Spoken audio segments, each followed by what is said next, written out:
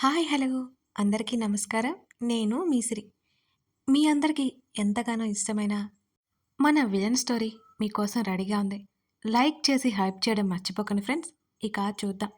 News channel పట్టగానే Vishwanath కనిపించగానే జ్ఞానాన్ని పిలిచాడు చూడమన్నట్టుగా అభయ్.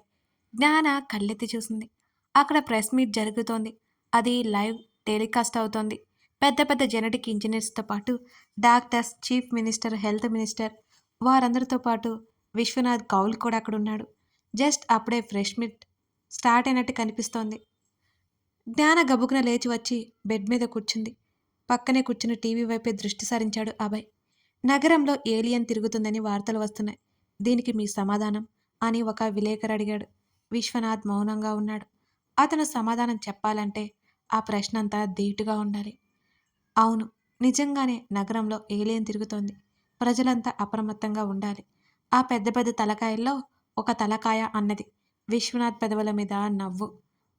ఆ ఏలియన్ కేవలం 2 రోజుల్లో 10 మంది ప్రాణాలు తీసేసింది. దీనికి మీ సమాధానం ఏంటి? వెంటనే హెల్త్ మినిస్టర్ అందుకున్నాడు. ఏలియన్ భూగ్రహం మీదకి వస్తుందని మనం అనుకోలేదు. దానికి మా ప్రభుత్వం ఎల్లప్పుడూ తోడుంటుంది అని ఏదో చెప్పి కూర్చున్నాడు. ఏలియన్ తిరుగుతుంటే ప్రభుత్వం ఎటువంటి చర్యలు తీసుకుంటుంది? మరొక విలేకరి అడిగింది. వెంటనే ముఖ్యమంత్రి గొంతు సవరించుకున్నాడు. ప్రభుత్వం ఇప్పటికే కట్టుదిట్టమైన చర్యలు చేపట్టింది. ఆ తర్వాత ఆ చావులు లేవు, మీరు గమనించాలి అని నవ్వు నటిస్తూ అన్నాడు ముఖ్యమంత్రి. ఆ చనిపోయిన వ్యక్తులు ఎలా చనిపోయారు? ఎందుకు చనిపోయారు? మరొక ప్రశ్న వచ్చింది. చనిపోయిన కుటుంబ సభ్యులకి మేము ప్రభుత్వం నుంచి కొంత ధన సాయం చేశాం. ఆ మేటర్ రాకపోయినా హెల్త్ మినిస్టర్ హైలైట్ చేసి మరీ అందుకున్నాడు. అంతేకాదు, అసలు వాళ్ళు ఎందుకు చనిపోయారు, ఎలా చనిపోయారు అనే విషయం మీద మా సైంటిస్టులు, డాక్టర్లు పరిశోధన చేస్తున్నారు. శ్రీ శ్రీ విశ్వనాథ్ కౌల్ గారు మీతో మాట్లాడతారు. విషయం ఏంటని ఆయనే చెప్తారు స్వయంగా అని హెల్త్ మినిస్టర్ కూర్చున్నారు. ముందు బాటిల్లో వాటర్ తీసుకుని గుటుక్కున మింగేశాడు హెల్త్ మినిస్టర్. కెమెరామెన్, విలేకర్ సుత్కంఠంగా చూస్తూ విశ్వనాథ్ మాట్లాడేది ఒక్క ముక్క కూడా మిస్ అవ్వకుండా అలర్ట్గా ఉన్నారు. విశ్వనాథ్ బాటిల్లో వాటర్ కొంచెం తాగి మైక్‌ని ముందు పెట్టుకున్నాడు. మీ ప్రశ్నలు ఏంటో అడగండి. అవి సమాధానం చెప్పేవన్నీ తప్పకుండా చెప్తాను అని విశ్వనాథ్ ఒకలాంటి నవ్వుతో అన్నాడు. విలేకరులు వారిలో వారు ఏదో చర్చించుకుంటున్నారు. ఇలా ఎదుటివారిని తికమక పెట్టి వాళ్ళకి కావాల్సింది కంటే తాము చెప్పాల్సింది అనుకున్నది ఖచ్చితంగా చేరవేసే వారిలో ముందంజలో ఉంటాడు విశ్వనాథ్, అలియాస్ విశ్వనాథ్ కౌల్. భూమి మీద ఏలియన్స్ ఉన్నాయా? గబుక్కున ఒక విలేకరు లేచి అడిగాడు. ఆల్రెడీ ఈ ప్రశ్న అడిగారు, సమాధానము వచ్చింది అని విశ్వనాథ్ చిరునవ్వు నవ్వాడు. అసలు ఆ ఏలియన్ ఎలా ఉంటుందో చెప్పగలరా అని అడిగారు. విశ్వనాథ్ నవ్వాడు. ఏలియన్ని మేము క్రియేట్ చేశామా అండి మాకు తెలియడానికి అని అందరినీ చూస్తూ అన్నాడు. ఆ సమాధానానికి మరో ప్రశ్నకి ఎవరికీ మాట రాలేదు. చనిపోయిన వారి బ్లడ్ శాంపిల్స్ మీకే అందజేశారని టాక్ వచ్చింది. అసలు ఏం తెలియంది బ్లడ్ రిపోర్ట్లో అని మరొక విలేకరి ప్రశ్నించింది. అవును, నాకే అంతే. కానీ ప్రజలకు అవన్నీ తెలియజేయలేం. కానీ ఆ జీవి వల్ల ప్రమాదమైతే ఉంది. అసలు అదేంటో తెలుసుకునే ప్రయత్నం చేస్తున్నా. అది ఒక విషపు జీవి అంతే. ఆ జీవి కాటుకి మందు కనిపెట్టే ప్రయత్నం చేస్తున్నాం అని చెప్పాడు విశ్వనాథ్ తను చెప్పాలన్నది చెప్తూ. ఇక అడగడానికి ప్రశ్నలే లేనట్టు చూస్తున్నారు అంతా. ఇంకా ఏమైనా అడగాల్సినవి ఉన్నాయా? సూటిగా అందర్నీ చూస్తూ అన్నాడు. విలేకరులు ముఖముఖాలు చూసుకున్నారు.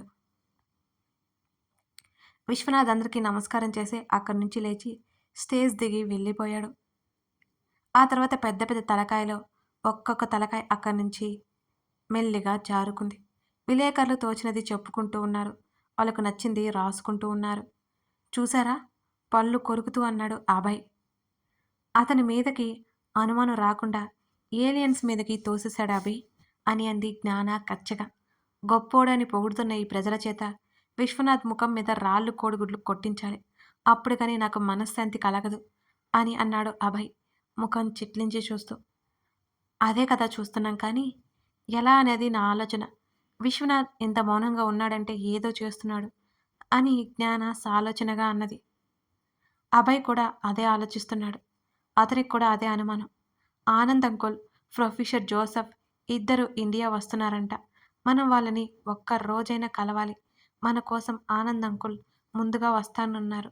వాళ్ళిక్కడికి వచ్చిన పని అయిపోయిన వెంటనే మనం కలవాలి అని అంది జ్ఞాన. వాళ్ళెందుకు?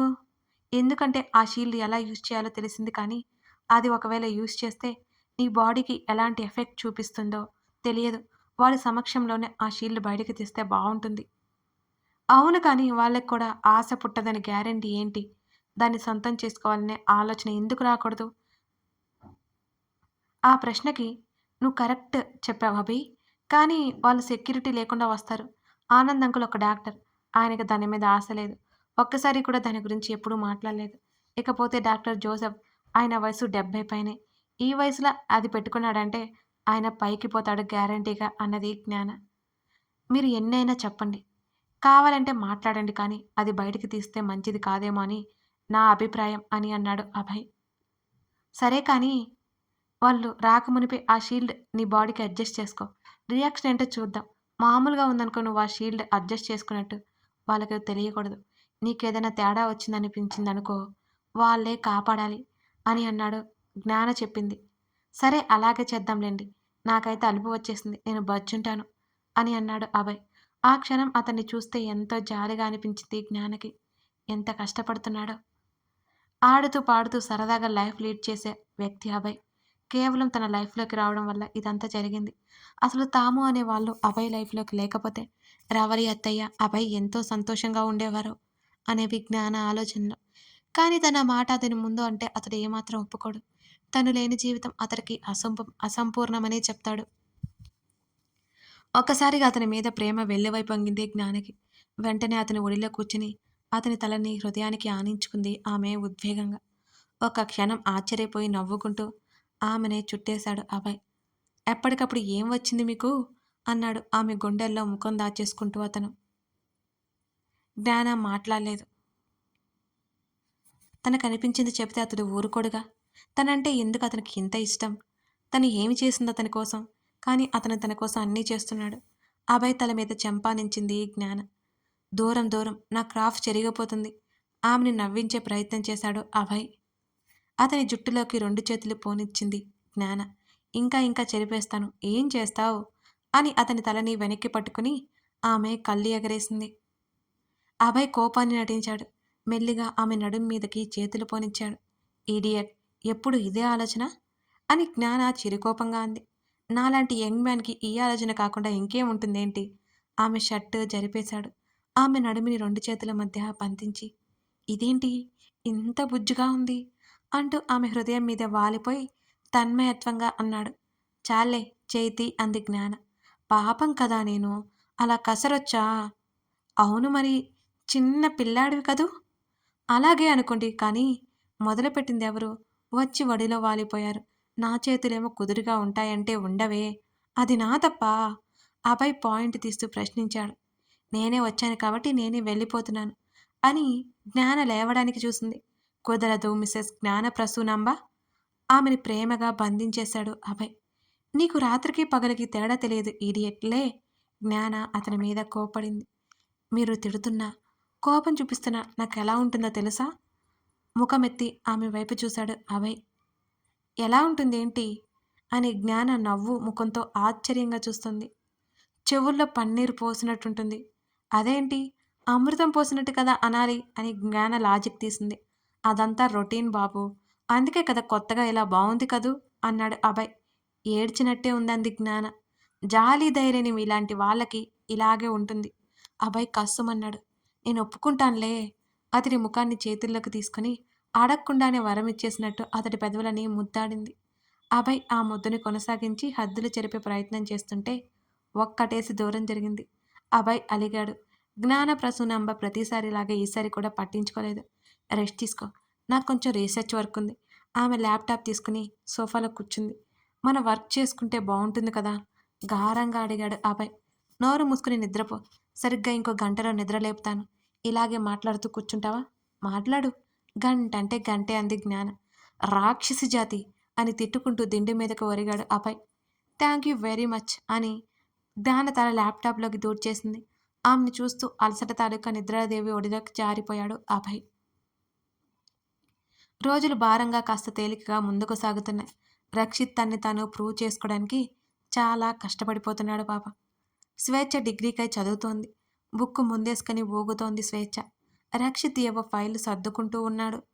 ఆమెకి ఈ పుస్తకం చూస్తుంటే చాలు విపరీతమైన నిద్ర వచ్చేస్తుంది. ఉత్తప్పుడు పడుకున్నా కూడా రాదే అని ఆమె బాధ. అతడు ఫైలు మూసి తల ఎత్తి చూడగా ఆమె నిద్రకి తూగుతూ కనిపించింది. ముందుకు పడబోయి తమాయించుకొని మళ్ళీ సరిగ్గా కూర్చొని శ్రద్ధగా చదువుతోంది స్వేచ్ఛ. రక్షిత్‌కి అప్రయత్నంగా నవ్వు వచ్చేసింది ఆమెనలా చూసి. జాగ్రత్తగా సర్ది పెట్టుకొని ఫైల్స్ అన్నీ ఆమె దగ్గరికి వచ్చాడు. ఆమె ముందు ఉన్న పుస్తకం మూసాడు. తల ఎత్తి బిక్కమొహం వేసి చూసింది స్వేచ్ఛ.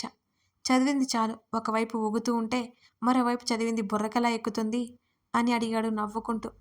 ఎలాగో అలా ఎక్కుతుందిలే. ఇంకొక క్వశ్చన్ ఉండిపోయింది ఇటివ్వు. హుహు. చాల్లే అని బుక్కు దూరం పెట్టేశాడు. అబ్బా! ఇవ్వు రక్షిత్.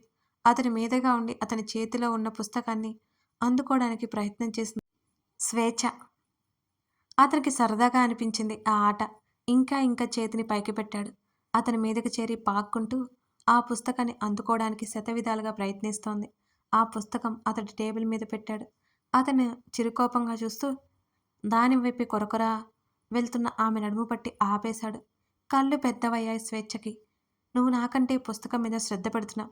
ఇది నాకేమాత్రం నచ్చలేదు. అతని మాటలకు మరింత ఆశ్చర్యంగా చూసింది స్వేచ్ఛ.